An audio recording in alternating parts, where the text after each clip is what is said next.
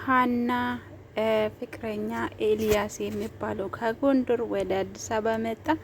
ሀናም ደነገጠች። ሰርፕራይዝ ሆነባት። ሳታቅ ነው ደወለላት። አሴር ጉዱን አላወቀም። ለሀና ስል ነው የታገተ። ለሀና መስዋዕት መክፈል አለብኝ። የሀና አባቴ ነውና ማዳን አለብኝ ብሎ ይሄው በመልካሙ እጅ ገብቶ ቁጭ ብሏል። እሱ ግን ሀናን ያፈቅራታል። እንግዲህ ኤልያስ የሚባለው ሰው ሀና ሊወስደው ነው። እንግዲህ አሴር በጣም ያዝናል ይሄን ከሰማ። ከዚህ በፊትም ሰምቶ በጣም አዝኖ እነሱ ቤት ራሱ መሄድ አቁሞ ነበረ። ያው ሀና ኤልያስን ትወደዋለች ብሎ አቶ ኖላዊ ለአሴር ሲነግረው ጊዜ በጣም ነበረ የደነገጠው። በቃ እና ተስፋ የለኝም ሀና የሌላ ሰው ናት ብሎ ነው ያሰበው። ውድ ቤተሰቦቼ እንዴት ናቸው? ኖላዊ ድራማ ክፍል 25 ተለቋል። ገብታችሁ ይዩት ማለት ነው። እስከ ዛሬ የአሴር ድምጽ አልተሰማም። የት እንዳለ መልካሙ የት እንዳደረገም አይታወቅም። እንግዲህ መልካሙ እጅ ገብቷል፣ ታግቷል። ለሀና ስል መስዋዕትን ከፍሏል። ዛሬ ደግሞ ኤልያስ መጥቷል። የሀና ፍቅረኛ በዛሬ ቀን መጥቷል ማለት ነው። ግን አሴር ይሄን ከሰማ ለሀና ብሎ ነው መስዋዕት የከፈለው። እኔ ከየትም አምጥቼ የሀናን አባት ማዳን አለብኝ። ሀና የኔ ናት፣ እንደገና ደግሞ በቃ አግዛታለሁ ብሎ ነበረ። ያው ታውቃላችሁ አንድ ሰውን ካፈቀረ እስከ ሞት ድረስ ይታግላል። ብቻ አሁን ያደረገ ነገር ከባድ ነገር ነው። አቶ መልካሙ እንግዲህ እሱ የራሱ የቤተሰብ ንብረት ብጠይቀው መልካሙ ግን አሴርን ጎድቶታል፣ አስሮታል፣ አግቶታል። እንደዛ ነው። ሀና እንግዲህ በደስታ ነው ኤልያስን የተቀበለችው። እኔ ራሴ በቃ ሀና ኤልያስ እንደምትወደው ዛሬ ነው ያየሁት። በጣም ነው እኮ ፍቅር ቀጥራ ነበረ። ያው አሴር መልእክት የሰጠው አለና እሱን ልትነግረው ነበረ። ተቀጣጥሮ ልክ እየጠበቀች ያለችው ምንድነው እሱ በመሀል ይሄ ኤልያስ ደውለው ጊዜ አዲስ አበባ ነኝ መጥቻለሁ ስል ረስታለ ጭራሹን መጥቻለሁ ብላ ሮጣ ስትል ትንሽ አውርቶ ከዛ በኋላ ፍቅርን አስታወሰችው። ከፍቅር ጋርም ሳይገናኙ እንደገና ኖላዊም ስደውልም ምንድነው የሀና አባትም መንገድ ላይ እየሄደ እያሉ ከፍቅር ጋር ተገናኝቶ አውርቶ ግን ደግሞ ልጅ አለኝ ብለሃል እና ከልጅ ጋር አስተዋወቀኝ እያለች 2 ቀን እኮ ሆኗል። እና አንድ ቀንም እንደዚህ የሀና ስልክ እየሰጣት ጊዜ ሌላ ሰው ደውሎባት ሄደች። ዛሬም ደግሞ የሀና አባት የሀናን ስልክ ልሰጣት ነበረ ለፍቅር። ያ ጊዜ ሁሉም ነገር ያልቅ ነበረ፣ ይታወቅ ነበረ። አሁንም ግን ለሌላ ቀን ተቀጣጥሮ ብቻ እንደዛ ነው። ፍቅር እንግዲህ ሁሉም ነገር ስለ አሴር ከተናገረች ትንሽ እንኳን ተስፋ ይኖረዋል። የሀና አባት በጣም ነው የተጨነቀው። ልጄን አጥቻለሁ፣ ልጅ አገኘው ብዬ ስደሰት አሁን ደግሞ ልጄ የት እንደገባ አይታወቅም ብለው እሱ ብቻ ነው በጣም የተጨነቀ ከሀና በላይ ራሱ። ሀና ለአሴር ብዙም አይደለም እየተጨነቀች ያለችው። ቢያንስ ፍቅሯን እንኳን አልገለጸለትም፣ እንደሚወዳት እንኳን አልነገረውም። ፈርቶ ዝም ብሏል።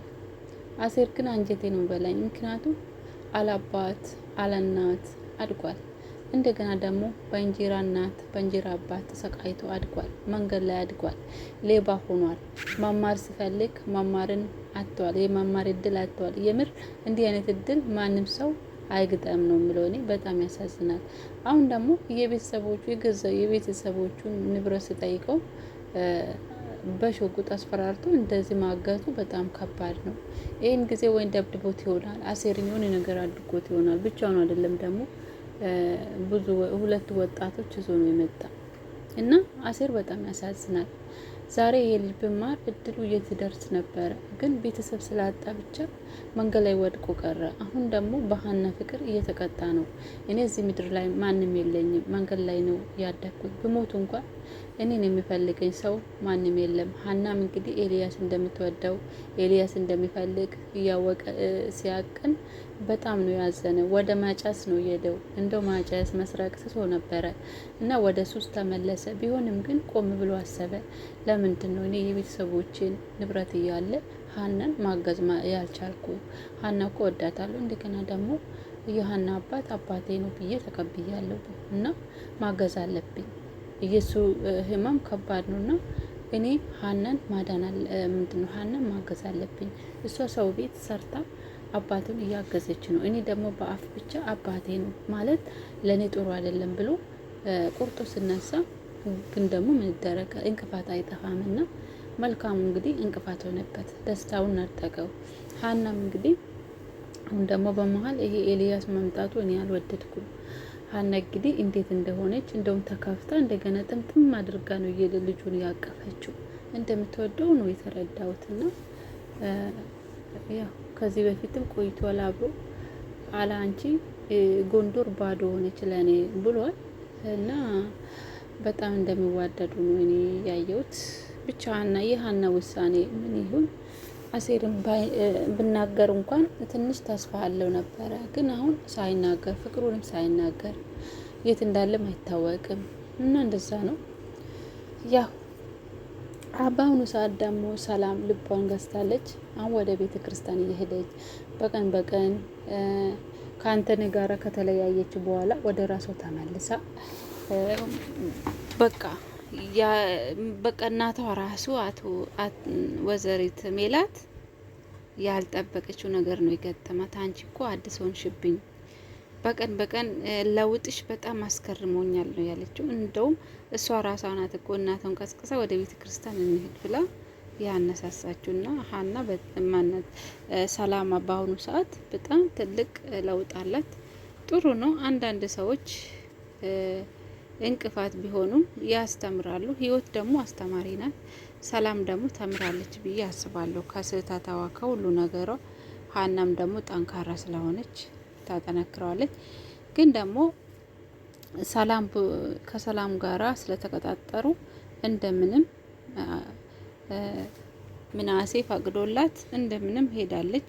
ግን ደግሞ ወይዘሪት ሜላት ብዙ ጊዜ አታስብም። የሚገርም ነገር ሁሌ በቃ ብር ነው እንጂ ብታስብ እኮ ሀና ማለት የልጇን ህይወት ዛሬ ደስ ብሏት ከልጇ ጋር እንደዚህ በደስታ የምትኖር እኮ ሀና ስላለች ነው። አንድ ቀን ሀና ስለወጣች ብቻ ስራ ትታ እኔ የሚከፍልለት ብር ነው አንተ ምናሴ እንዴት ነው አንተ ምግብ የምትሰራ ብላ ተቆጣች።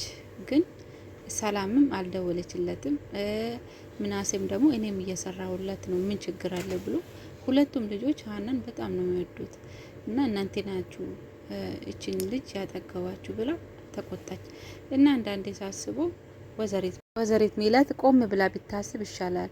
ያለፈ ችግሮች ያለፈ መከራዎች ብታስብ እኮ ሀና ማለት ትልቅ ያላት ቦታ እሷ ነበረች እና ለዛ ነው ሰላምና ምናሴም በጣም ሀናን ለዛ ነው የሚወዱት።